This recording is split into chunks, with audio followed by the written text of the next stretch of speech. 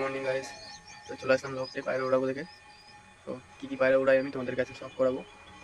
তো চলো দেখাচ্ছি। তো এই যে দেখুন যে পায়রাগুলো আমি উড়াবো এখন, এই যে 8টা পায়রা, 2-3 পরের পায়রা। এই যে দেখুন, ঠিক আছে, এগুলো কিন্তু উড়ায় না, এগুলো ধারি পেয়ার। এই যে বাচ্চাগুলো এখন ছাড়া হবে, এই যে ছেড়ে দিলাম। চল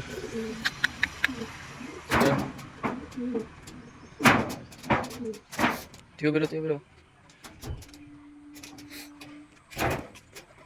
চালে বসে বলবো।